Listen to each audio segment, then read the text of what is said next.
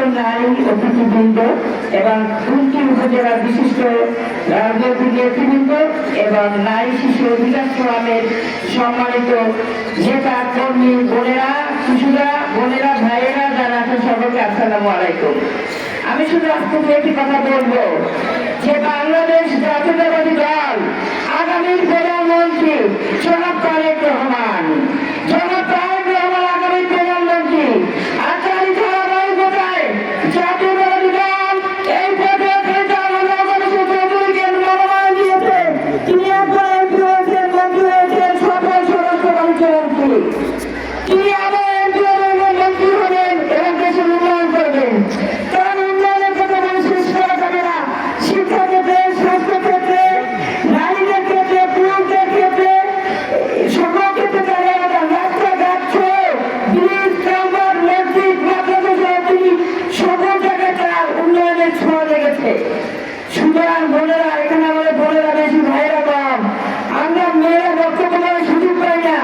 বিএনপির প্রোগ্রামে যদি ভাইরাই বক্তব্য দিয়ে যায়, আর মেয়েদের প্রোগ্রামে আমাদেরকে কথা বলার সুযোগটাও পাই না, এরকম একটা অবস্থা।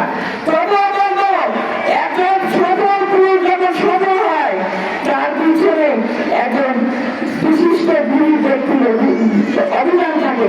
সে হচ্ছে আজকে প্রধান অতিথি জনাব সুরাই আক্তার চৌধুরী। জনাব সুরাই আক্তার চৌধুরী, তার সাথে আমি রাজনীতিতে এই ক্ষেত্রে আমার রাজনৈতিক জীবনে আমি ছাত্রদল থেকে রাজনীতি শুরু করেছি। আপনাদের কাছে থেকে আমি সরকারি চাকরি চেয়েছিলেন রাজনীতির জন্য এবং আমি জেলা মহিলা দলের সাধারণ সম্পাদিকা 22 বছর সভাপতি, কেন্দ্রীয় মহিলা দলের সদস্য, জেলা বিএনপির সভাপতি।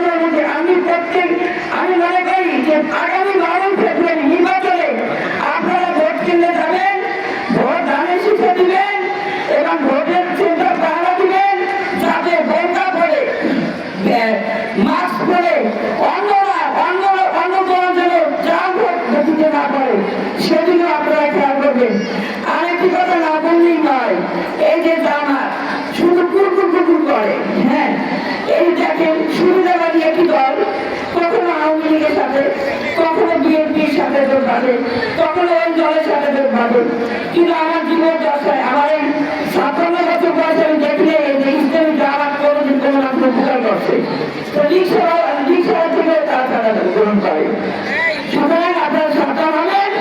আপনারা আগামী দিনে চৌধুরীকে ধানের শীষে ভোট দেবেন এবং আমাদের প্রধান অতিথি সুরাই আক্তার চৌধুরী সবসময় নারী এবং শিশুর জন্য, নারীদের ব্যাপারে তিনি সবসময় সদা আন্তরিক, সকলকে ভালোবাসেন।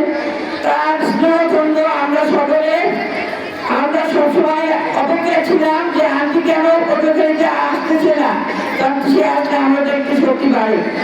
যাই হোক, ধানের শীষে ভোট দেবেন এবং আগামী দিনে জনাব তারেক রহমানকে প্রধানমন্ত্রী নির্বাচন করবেন এবং চৌধুরীকে এমপি থেকে আপনারা এমপি ভোট দেবেন। মন্ত্রী হওয়ার দায়িত্ব ওই জাতীয়তাবাদী দলের, তিনি জাতীয় নেতা আলতাফ হোসেন চৌধুরী, তিনি আন্তর্জাতিক নেতা, কারণ আন্তর্জাতিক পর্যায়ে তার ভোট আছে। এটা ভাবেন না যে শুধু জেলায় পড়ে আছে। আবার দেখেন, এটি আমি এত লোক, এত মেধা। আমি আরো একটি প্রোগ্রামে বলেছি যেন শান্ত, আক্রান্তিক তার ব্রেনে।